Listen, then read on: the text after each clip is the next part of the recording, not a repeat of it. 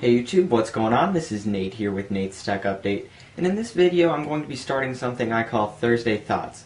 And I'm going to be doing this every Thursday, and basically I'm going to be talking about the rumors and other minor tech news that don't necessarily deserve their own video, but deserve to be mentioned. So basically it'll be a nice review or recap of all the tech news that have taken place during the week, and you can simply watch it and get a nice overview of things. So let's go ahead and get started. So the first thing I wanted to talk about was the HP touchpad. A lot of reviews have started to come in on the most prominent tech websites. I got my review primarily from Engadget.com, and they basically said it's no iPad killer and it's definitely not going to compete with the iPad or the Samsung Galaxy Tab 10.1 for many reasons. The first reason being specs. Basically both the Tab and the iPad are both much thinner and much lighter than the HP touchpad.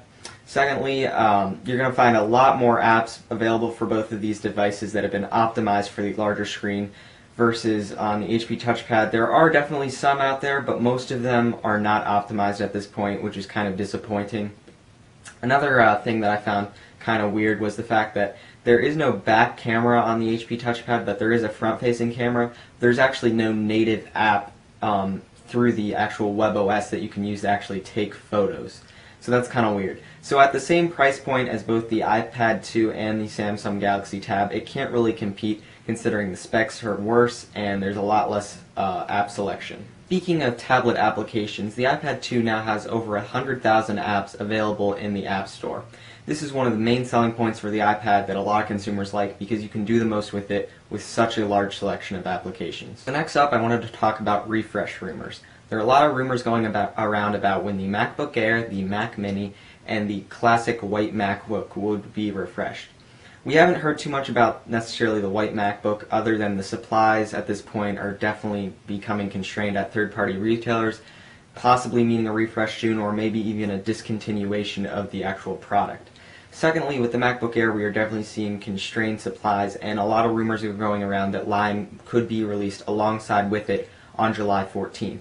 I think this is definitely a possible option because Lion was really introduced with the MacBook Air a lot and all the different things that you will be able to do alongside with the MacBook Air and Lion together. And the Mac Mini is also rumored to be getting a refresh sometime soon. Hopefully you'll see it with the latest Intel processors, maybe the i3 or the i5 processor. Right now I got the Mac Mini back there. It's running the Intel Core 2 Duo, so it's pretty old, but it functions alright. Undoubtedly, with all these products, we'll definitely see a Thunderbolt port hopefully added to all of them, as Apple just released their Thunderbolt cable, which is now available in the Apple Store for $50. I also wanted to talk about the rumors surrounding the iPhone 5. At this point, there are just so many rumors about what the actual design will be and when we'll see it. I think we'll probably see it sometime in September. I think a lot of rumors coincide with that. About design, though, we're really kind of vague on what will happen. Some analysts are saying it's not going to be too much of a design change. It'll be basically the same, maybe the A5 processor, maybe an 8 megapixel camera. Some people are saying we'll see a complete redesign, thinner, maybe a different actual construction of the iPhone itself, and maybe even a 4.3 display. So we'll have to wait and see, and maybe as we get closer and closer to that fall time frame, we'll have an idea of what we might be seeing. And last but not least, I wanted to mention Final Cut Pro X, and this application has been getting absolutely slammed in the Mac App Store with terrible reviews. And the primary reason for that is it doesn't really stand up to the Final Cut Pro name. Professional users coming from Final Cut Pro 7 really got a downgrade with this application because features are actually missing, and they were really prominent features too. And the other thing is you can't even import Final Cut Pro 7, which was the previous version of Final Cut Pro. You can't even import projects from that application into the new one, which is really disappointing for a lot of people. So Apple responded to this by posting an FAQ page on their Apple Store website with the listing of Final Cut Pro X. Basically gave you an idea of what you might see in updates to come for some features and what features they are going to implement at all. So if you're thinking about getting it, I would highly recommend checking out that page. Make sure there are no actual features that you're going to want that are not available. Secondly, I wanted to give you my thoughts about Final Cut Pro. I have it, and I think it's a very nice application. It's basically an upgrade from iMovie. It looks very similar, and it's got a lot of great features. So if you're a fan of iMovie, but you want more, you might want to think about checking out Final Cut Pro. It's definitely user-friendly. It's easier to figure out on your own. Final Cut Pro 7 was definitely a pro application. Final Cut Pro X definitely doesn't really stand up to that name. It's pretty simple and easy to figure out.